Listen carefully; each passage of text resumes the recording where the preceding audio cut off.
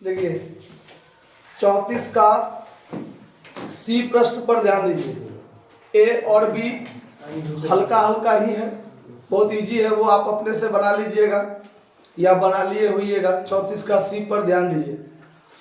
34 के सी में कहता है कि उषा और आशा एक फर्म में साझेदार हैं जो लाभालाभ को 3:2 अनुपात में बांटते हैं। 31 मार्च 2022 को उनका चिट्ठा जो है वो निम्नलिखित था। तो जब एडमिशन ऑफ पार्टनर में हम कोई सवाल बनाएंगे और उसका चिट्ठा दिया हो पुराने साझेदार का, तो कुछ कुछ बातें आपको ध्यान रखना है कि बैलेंस शीट के लायबिलिटी साइड में और बैलेंस शीट के एसेट साइड में कोई ऐसा आइटम तो नहीं है जिसको पुराना साझेदार अपने पुराने अनुपात में बांटेंगे। तो देखिए लायबिलिटी साइड में आपको दिया हुआ है creditor, general reserve, bills payable और कैपिटल। तो इसमें आपको जनरल रिजर्व जो है उसको पुराना साझेदार पुराने अनुपात में बांटेंगे, ध्यान रखना इस बात को। उसके बाद एसेट साइड में cash, debtor, stock, patent, building बांटने वाला आइटम नहीं है। एसेट साइड में प्रॉफिट एंड लॉस अकाउंट या फिर गुडविल अगर बैलेंस शीट के एसेट्स में हो तो उसको उस दोनों आइटम को बांटना पड़ता है। पुराने साझेदार पुराने अनुपात में उसको बांट लेते हैं। इसमें है नहीं तो ऑलरेडी छूटा हुआ है तो कोई बात ही नहीं। नीलम को लाभ में 1/5 हिस्सा देकर साझेदारी में प्रवेश दिया गया है। नीलम को अपनी पूंजी के रूप में 30,000 रुपया और अपने हिस्से की ख्याति की राशि नगद में निम्न शर्तों पर लानी है। ठीक है, क्या सब है? तो फर्म का ख्याति का मूल्य 50,000 लगाया जाना है। अब यहां देखिए, तो प्रवेश के समय मूल्यांकन दे दिया। अब फर्म का ख्याति 50,000 है तो उसमें 1/5 हिस्सा के लिए ये नीलम प्रवेश कर रही है, तो ख्याति का 1/5 हिस्सा कितना हुआ? 10,000। तो 10,000 भी उसको लाना है, वो तो लाएगा। ठीक, और स्पष्ट क्लियर कर दिया कि लाना है। ठीक है, मतलब 10,000 वो लाएगा। ठीक है, अगर इसमें ये नहीं कहा गया कि वो लाने में असमर्थ है तो तब मानेंगे नहीं लाया है, लेकिन इसमें ऐसा तो नहीं है, लाना है उसको। तो जितना मूल्यांकन करके 10,000 आया हमको, वो 10,000 वो लाएगा। ठीक है, उसके बाद बी पॉइंट में है कि रातिया को 10% से कम किया जाना है। ध्रुवत ऋण के लिए प्रावधान को 2400 से घटाया जाना है। अब यह देखिए, रहतिया को 10% कम किया जाना है, इसका मतलब ये रिवैल्यूएशन अकाउंट में लॉस होगा क्योंकि संपत्ति का मूल्य घट रहा है। चलिए, दूसरा है डूबत ऋण का प्रावधान को 2400 से घटाना है। इस बात को थोड़ा गौर से समझिए कि अगर हम देनदार पर प्रावधान करेंगे, प्रोविजन करेंगे, तो हमारा देनदार घटता है, तो वो प्रोविजन करना घाटा हुआ। प्रोविजन करना एक तरह से घाटा हुआ, तो वो रिवैल्यूएशन के डेबिट में जाता है। लेकिन वो जो घाटा है हमारा प्रोविजन, अगर वो खुद घट जाए तो वो हमारे लिए प्रॉफिट हो जाता है। कि हमको देखिए, बैलेंस शीट के एसेट्स में देनदार 48,000 में से 4800 प्रावधान घटा है ना, 4800 प्रावधान क्या है? घट गया है, तो हमारे लिए 4800 रुपया घाटा है। ठीक है, कि बुरने की संभावना है हमारा देनदार। लेकिन अब यदि वो 4800 का जो प्रावधान है वो 2400 से घट जाएगा, मतलब पहले 4800 प्रावधान था, अब प्रावधान 2400 रह जाएगा, मतलब 2400 से कम हो गया। तो 2400 तो अब हमारा बुरने की संभावना नहीं ना है। अगर मान लीजिए हमारा जो घाटा है और वो घाटा यदि घट जाए तो फायदा हो गया ना मेरे लिए। आया बात समझ में? अगर कोई आइटम माइनस में है और अगर वो माइनस वाला आइटम ऑलरेडी माइनस हो जाए तो वो प्लस हो जाता है ना, एक तरह से माइनस माइनस प्लस होता है ना, ये बात तो आप जानते हैं। तो वही चीज यहाँ पर है। आगे चलिए, तो ये रिवैल्यूएशन के क्रेडिट में जाएगा। फिर आगे है पेटेंट मूल्यहीन हो गया। पेटेंट मूल्यहीन हो गया मतलब उस पर अब उसका 1 भी रुपया वैल्यू नहीं रह गया, तो पूरा का पूरा घाटा हो गया। चलिए, तो ये भी रिवैल्यूएशन के डेबिट में जाएगा। फर्म के विरुद्ध क्षति के लिए 2000 का दावा है, फर्म के विरुद्ध। अब मान लीजिए फर्म किसी को गारंटी दिया होगा कि ये कोई सामान अगर आपका टूट जाएगा तो हम इसका भरपाई करेंगे। तो किसी को वो क्षति हो गया, उस क्षति के विरुद्ध वो कोई दावा किया है और हमने वो दावा क्या किया, स्वीकार कर लिया, तो इसका मतलब ये मेरे लिए एक लायबिलिटी हो गया जिसका बैलेंस शीट में कोई चर्चा नहीं था और अब ये बैलेंस शीट में लिखाएगा। ध्यान रखना है बात, ठीक है। चलिए, तो बस इतना ही बात है। सवाल में कहता है रिवैल्यूएशन अकाउंट बनाइए और साझेदारों का पूंजी खाता बनाइए। तो देखिए सारा बात समझा दिए हैं, अब रिवैल्यूएशन अकाउंट बना रहे हैं। रिवैल्यूएशन अकाउंट, रिवैल्यूएशन अकाउंट का फॉर्मेट तो आता है आप लोगों को, क्रेडिट डेबिट, पार्टिकुलर अमाउंट लिख लीजिएगा। क्या सब है तो देखिए, स्टॉक जो है ये 10% से इसका मूल्य घटेगा ना। हाँ, तो स्टॉक देखिए बैलेंस शीट में कितना है, 30,000, तो 30,000 का 10% कितना हो जाएगा, 3,000। उसके बाद रिजर्व फॉर डॉटफुल डेब्ट्स 2400 से घटाया जाना है, तो ये फायदा वाली बात है, तो ये क्रेडिट में लिखाएगा bye reserve for doubtful debts, ये 2400 से घट जाएगा तो फायदा हो गया। पेटेंट मूल्यहीन हो गया तो ये घाटा हो गया मेरा, तो टू पेटेंट अकाउंट कितना रुपया, तो पेटेंट का मूल्य 7,400 था, पूरा का पूरा खत्म। अब नया बैलेंस शीट जब हम बनाएंगे तो पेटेंट तो मूल्यहीन हो गया, इसको लिखेंगे ही नहीं, समाप्त, ठीक है। उसके बाद फर्म के विरुद्ध 2,000 का दावा है, ये मेरा लायबिलिटीज बढ़ रहा है, इसको लिखेंगे claim for damage, claim for damage कितना, 2,000 रुपया। क्लियर बात, कोई दिक्कत इस बात को समझने में। तो रिवैल्यूएशन अकाउंट से संबंधित बी, सी और डी, ये 3 पॉइंट ही था, तो तीनों पॉइंट का चर्चा हो गया इसमें। चलिए, तो रिवैल्यूएशन अकाउंट क्लोज कीजिए।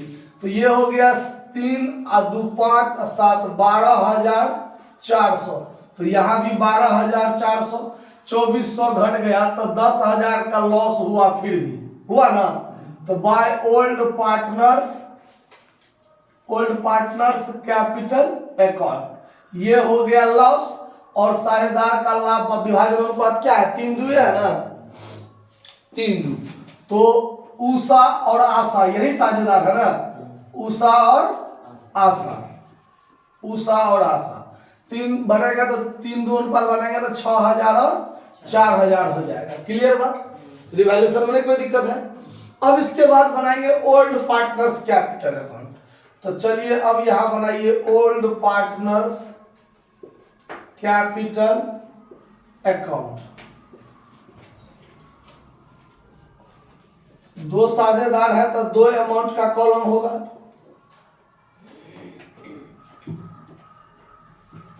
क्रेडिट डेबिट, इसमें पार्टिकुलर और इसमें उषा आशा, पार्टिकुलर उषा आशा। क्लियर। अब ये जब बनाएंगे हम तो यहां पर कौन कौन सा आइटम आएगा, तो बाय बैलेंस बीडी सबसे पहले आएगा, जो उसका पूंजी बैलेंस शीट में है 40,000 और 35,000, 40,000 और 35,000 जो बैलेंस शीट में होता है वो बाय बैलेंस बीडी सबसे पहले लिखाएगा, ठीक है। उसके बाद ये रिवैल्यूएशन अकाउंट का जो लॉस है तो ये डेबिट साइड में आ जाएगा, अगर इधर प्रॉफिट रहता तो इस साइड चला जाता क्रेडिट में। तो यहां लिखेंगे to revaluation account loss, 6,000 Usha, 4,000 Asha. Clear. उसके बाद बैलेंस शीट के लायबिलिटी साइड में देखिए जनरल रिजर्व है 18,000, है ना, तो उस जनरल रिजर्व को यहां बांट दिया जाएगा बाय जनरल रिजर्व। 18,000 को 3:2 में बांटेंगे, 18,000 को 3:2 में बांटेंगे तो भागा कर दीजिए 5 बराबर इसमें गुना कर दीजिए 3, तो 10,800 और 7,200 हो जाएगा। कोई दिक्कत हो रहा है समझने में। चलिए उसके बाद अब फर्म का ख्याति का मूल्यांकन जो 50,000 हुआ है उसमें नया साझेदार अपना हिस्सा तो लाएगा, तो उसके लिए एक वर्किंग नोट यहां कर देते हैं, working note. Total goodwill of the firm, total goodwill of the firm 50,000। इसमें नीलम है नया साझेदार, तो नीलम्स शेयर यहां लिख दीजिए, new partner, Neelam's share in goodwill, in goodwill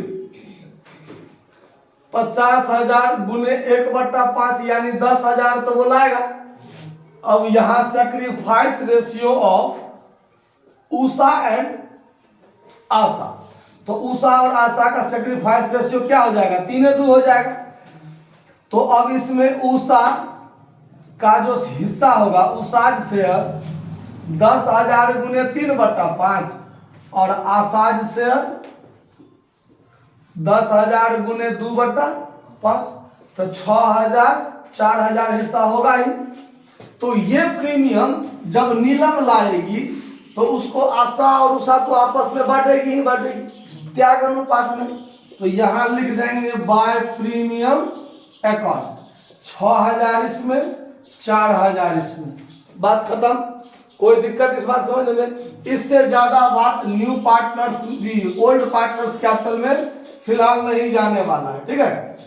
तो 40, 10, 50, 56,800, 50, 35 और 7 कितना हुआ, 42, 42 और 4 46,200। तो यहाँ भी 46,200, 56,800।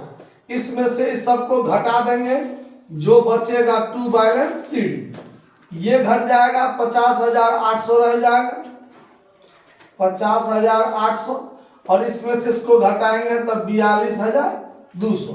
आंसर मिल गया, दोनों का देख लीजिए तो ठीक है।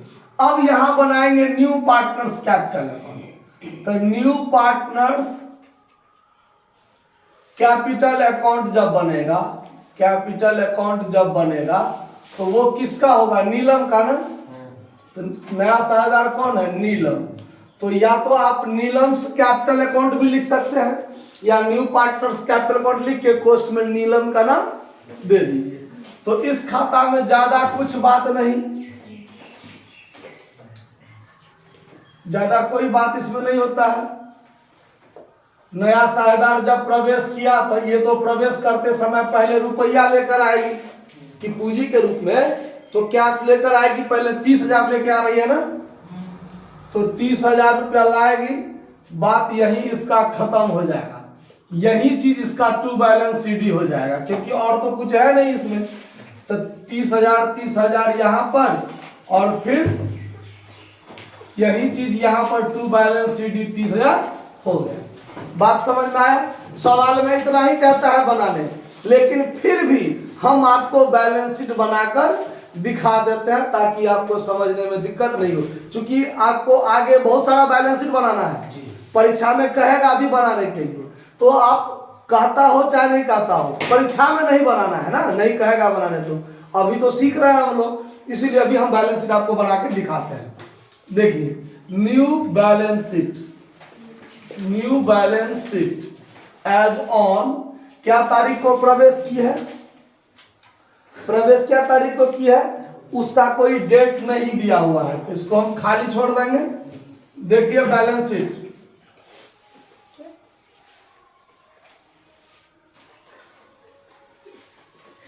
इधर लायबिलिटी साइड हुआ, इधर एसेट साइड हुआ, ठीक है।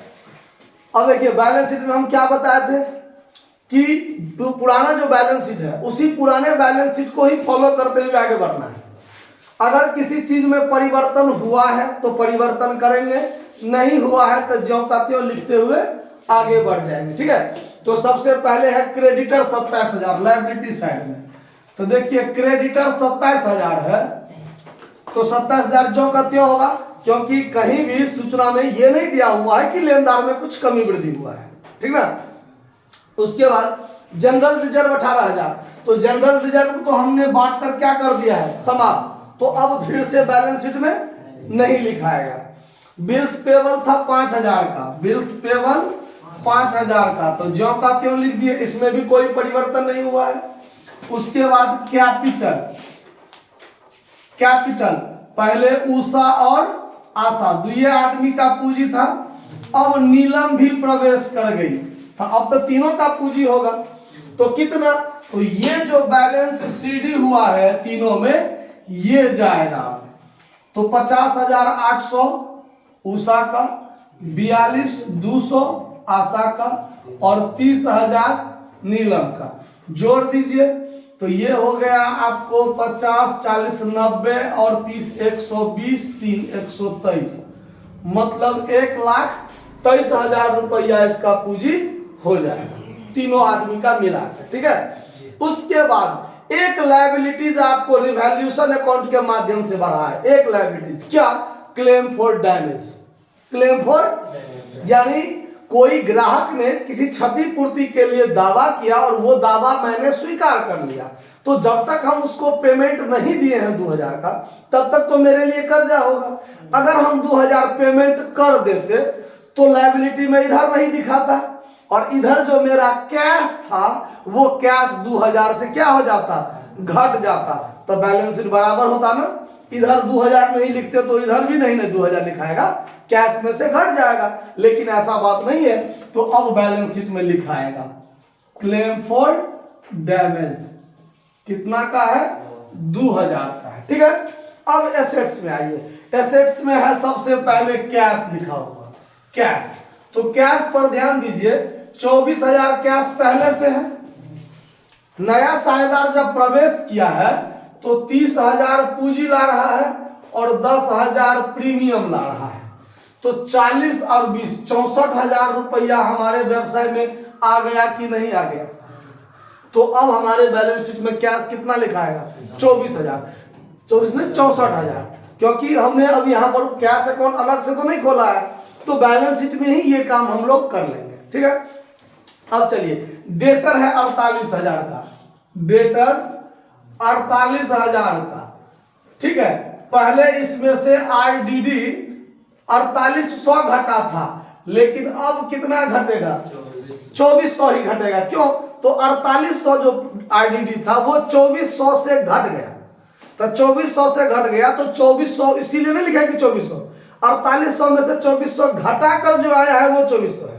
कभी कभी ऐसा भी रह सकता है कि 500 से घटा, तो इन्हें यहाँ पर 500 घटा देंगे, तो 4800 में से 500 घटा के 4300 घटाएंगे, मतलब जितना से कम हो गया उतना से उसको भी कम कर दिया मैंने, ठीक है। तो अब ये कितना हो जाएगा, 45,600, ठीक है। अब आगे चलिए, स्टॉक 3,000 का, स्टॉक पहले से कितना का था, 3,000 का था। उसमें क्या हुआ, तो वृद्धि मतलब कमी हुआ है, डिक्रीज किया है, कितना से 10%, यानी 3,000 से। तो अब ये कितना रह जाएगा, अच्छा यहाँ पर 30,000 है ना, जीरो का कौन इज्जत है, देखो इधर उधर हो जाएगा, कोई बात नहीं, समझ में आ गया बात। 30,000 हो गया, ठीक है। 30,000 में से 3,000 घट गया, 27,000। उसके बाद पेटेंट तो मूल्यहीन हो गया, उसका तो अब कोई वैल्यू नहीं रहा, तो बैलेंस शीट में उसका वैल्यू लिखेंगे ही, ठीक है। उसके बाद बिल्डिंग 20,400, तो बिल्डिंग में कोई कमी वृद्धि हुआ है सवाल में, नहीं, तो बिल्डिंग ज्यों का त्यों लिख देंगे। बिल्डिंग ज्यों का त्यों कितना, 20,400, और कोई बात है नहीं। अभी पूरा को जोड़िए, तो 1,23,000 2 1,25,000 अब 5 1,30,000 अब 20 1,57,000, इधर 1,57,000 हुआ। अगर इधर भी 1,57,000 हो गया तो विजय प्राप्त हो जाएगा सवाल पर। तो देखिए, इधर है आपका 64,000 प्लस 45,600 प्लस 27,000 प्लस 20,400, 1,57,000 इधर भी हो गया। बात समझ में आया आप लोगों को कि कहीं कोई दिक्कत हो गया, तो सवाल बनकर तैयार है, तो आप लोग नोट कर लीजिए। धन्यवाद।